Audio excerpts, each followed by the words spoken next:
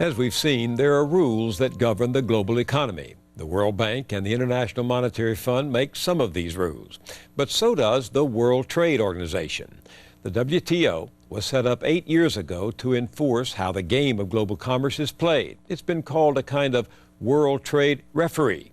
Critics, however, say the WTO is biased, that its rules are written by and for corporations at the expense of local workers, the local environment, and local democracy. These rules, critics claim, make life even harsher for poor women and poor countries. The WTO holds another summit of nations next week in Cancun, Mexico. And just as in Seattle 4 years ago, thousands of protesters are gathering there to demand fairer rules of world trade. Vandana Shiva knows about protests. She organizes people at the grassroots the world over, including that huge demonstration of farmers protesting international agricultural agreements 10 years ago. She's also a scholar with books on farming, biotechnology, and the environment. Vandana Shiva grew up in a privileged home in India, earned her PhD in physics at the University of Western Ontario in Canada, and for the last 20 years, from her base in India, has traveled the world challenging the rules of globalization. Welcome to Now. Hi, Bill. Give me first your working definition of globalization. The term gets thrown around by everybody. What do you mean by globalization? It is rules written into the World Trade Organization. It is rules that say you cannot decide your agriculture policy, you cannot decide your tariff structures, you cannot decide to make sure your people have food, you cannot decide that people in your country have jobs.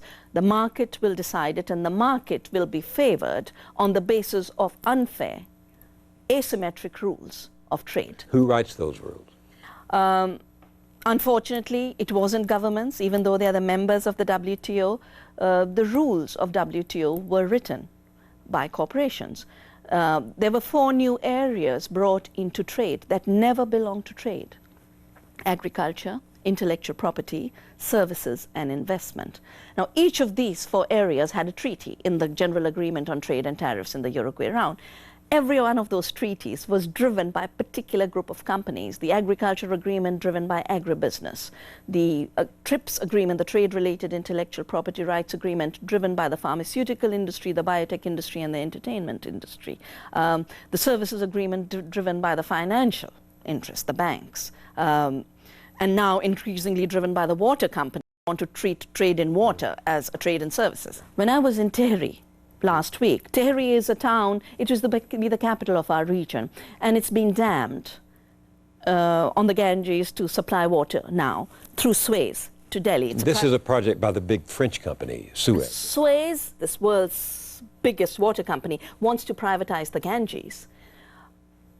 100,000 people were displaced, and the women started to talk about how many women are starting to commit suicide because they can't walk for water, and the government has cancelled every local water scheme, saying now all the money, all the public wealth has gone into these mega projects. So not only are rural communities denied the water, they are denied the public investment to bring water if their own village has run dry. So we have women jumping into the Ganges because now the Ganges, instead of being their mother for life, has become a graveyard.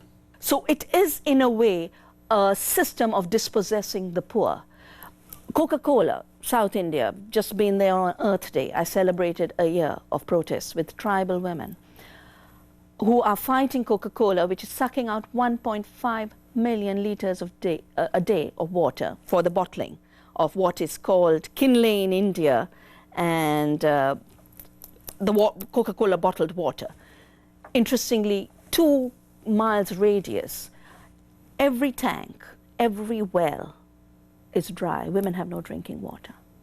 That's how it plays out. You're saying this is depriving the people at the grassroots of the water they need just for the sustenance of life? Is that the point? Absolutely. Women in the hills are being denied water so that every drop of Ganges water can flow down to be sold. So globalization commodifies the resources that are necessary for survival. There is an argument that water is getting increasingly scarce and only the market can determine how it can be effectively distributed. You obviously disagree with that. I disagree with it because I'm enough of a scientist to know that water is created in nature and not in markets. Markets can only allocate water and take it uphill to where the money is. Usually this means that those who have destroyed water resources by abuse and pollution get new license to destroy it. It is not an incentive to conserve, it's an incentive to overexploit. And the Coca-Cola case in Kerala is a very good example, that here is a company that can take the water, it doesn't conserve the water, depletes it, and creates scarcity where there was no scarcity. Is it taking this water, is it bottling this water for sale? It's bottling the water for sale. So water it takes for free from local communities, it then sells at 10 rupees a bottle. But don't they have...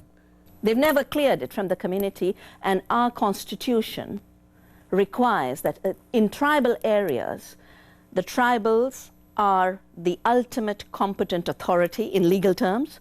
The community as a whole has to give clearance on any resource use. The Indian government has to be a party, right? You couldn't, the corporation just couldn't come in there and do what it wants to do, because India is a democracy and the people are represented supposedly in the parliament. And it's a member, your government is a member of the World Trade Organization, the WTO. So how does this play out? Give me an example. Well, the way it actually plays out is that every country, every government which has actually implemented these rules has lost elections, and every opposition party that has said we need to call this kind of corporate-driven globalization to a halt has won elections, but once they come into power, their hands are tied by these rules, because contrary to what is perceived, that countries make a decision, once countries are members, they in a way are forced to adopt the whole baggage. And the Coca-Colas of the world, the Cargills of the world, the Monsantos of the world, the Swayzes and Vivendis of the world rest on local elites. They rest on local elites who also benefit out of destroying the livelihoods of their own people. It is not the case that Indian elites don't join with the global elites. Globalization, in my view, is a partnership of elites to exploit the people of the world against the democratic will of people. You know, it's very interesting that the choices that are posed are always between centralized controlling states and centralized controlling markets.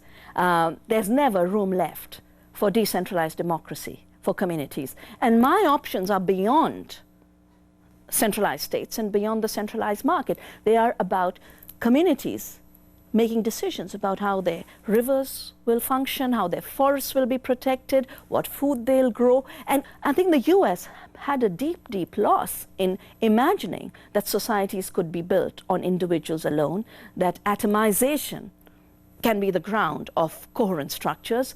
I think what we really need is bringing back community, bringing back commons as the next step of humanity across the world, not just in India, also in the United States, also in England, and that will be a peaceful world. I know that you don't believe everything in the West is repulsive, because you came to a Canadian university. That's where you did your graduate work, isn't it? I've never talked about the West being repulsive. I've talked about the colonizing West trying to present itself as the liberator being a bit of a falsehood. I have never been against interaction. I've never been against internationalism. I talk about earth democracy, about all of us being citizens on the planet. We need a globalization that is based on countries making their decisions, communities making their decisions. The current globalization is trying to build a roof by eating out the foundations. And there is panic because it's a false building. It's a building that's going to crumble. It is already crumbling. And there is no reason to not have international trade. There's no reason not to have international interaction. There's no reason not to have international democracy. But an international democracy is genuinely democratic only if national democracies are intact and local democracies are vibrant. Dr. Vandana Shiva, thank you very much for joining us on Now. Thank you, Bill.